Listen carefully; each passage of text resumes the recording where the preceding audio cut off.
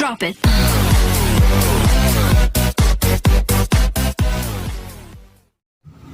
Assalamualaikum warahmatullahi wabarakatuh.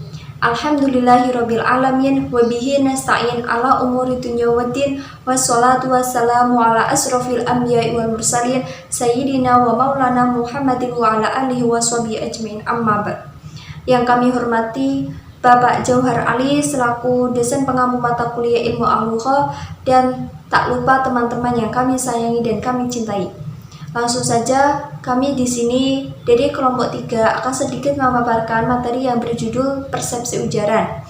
Izinkan kami untuk memperkenalkan diri. Yang pertama adalah saya sendiri, Rizkatul Hasanah, sebagai moderator sekaligus pemateri pertama, dan yang selanjutnya ada Mbak Uslifatun Nafi'ah sebagai pemateri kedua, dan selanjutnya ada Mas Sidki Muhammad Jazil sebagai pemateri ketiga.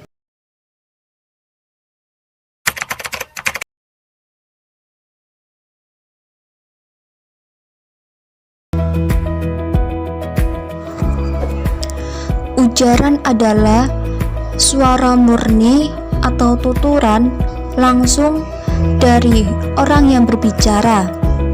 Maka ujaran adalah sesuatu baik berupa kata, kalimat, gagasan yang keluar dari mulut manusia yang mempunyai arti.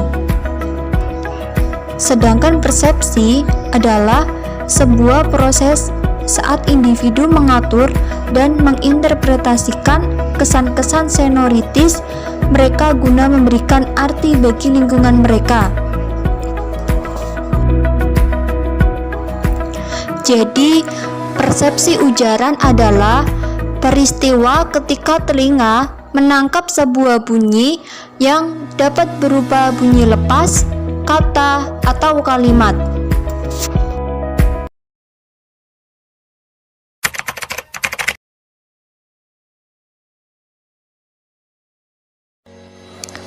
Menurut Clark dan Clark dalam Terjo-Wijojo, pada dasarnya ada 3 tahap dalam pemrosesan persepsi bunyi, yaitu sebagai berikut.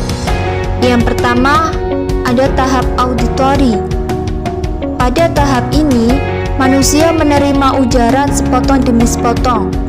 Ujaran ini kemudian ditanggapi karena dari segi fitur akustiknya.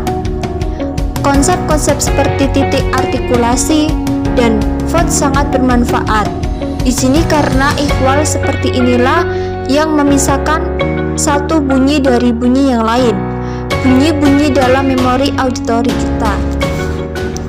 Selanjutnya ada tahap fenotik. Pada tahap ini, bunyi-bunyi itu kemudian diidentifikasi. Dalam proses mental dapat dilihat, misalnya apakah bunyi tersebut konsonantal, voice, nasal, dan lain sebagainya.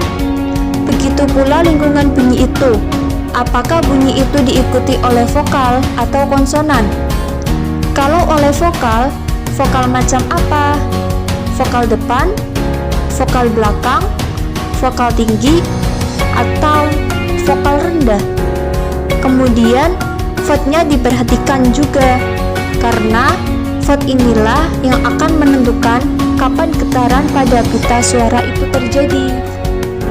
Kemudian yang terakhir ada tahap fonologis.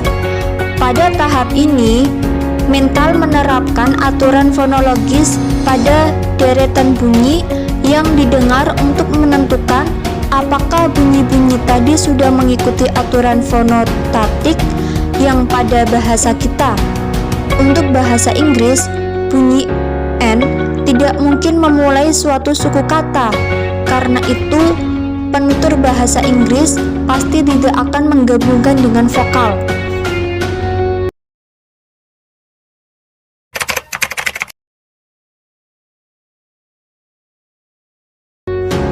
Mekanisme ujaran. Sumber dari bunyi adalah paru-paru. Paru-paru kita berkembang dan berkempis untuk menyedot dan mengeluarkan udara. Melalui saluran tenggorokan, udara keluar melalui mulut atau hidung. Dalam perjalanan melewati mulut atau hidung, ada kalanya udara dibendung oleh salah satu bagian dari mulut kita, kemudian dilepaskan. Hasil bendungan udara ini yang menghasilkan bunyi. Udara yang dihembuskan paru-paru keluar melewati suatu daerah yang dinamakan glotal. Udara yang keluar lewat lorong dinamakan faring.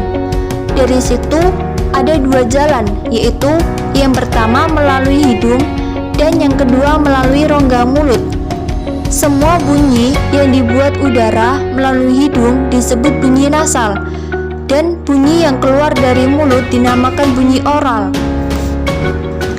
Pada mulut terdapat dua bagian, yaitu bagian atas mulut dan bagian bawah mulut.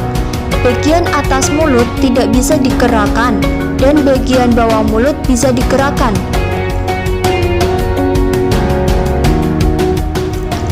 Adapun bagian-bagian mulut dan bunyi yang dihasilkan melalui kerjasama keduanya sebagai berikut.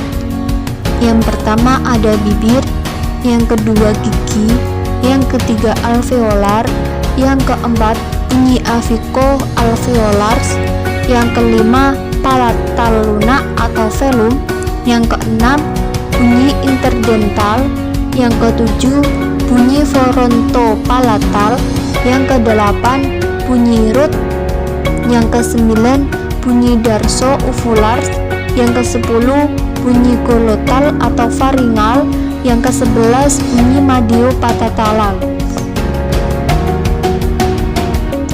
Sekian pemaparan dari kelompok kami, kurang lebihnya mohon maaf. Wabillahi taufiq wal hidayah. Wassalamualaikum warahmatullahi wabarakatuh.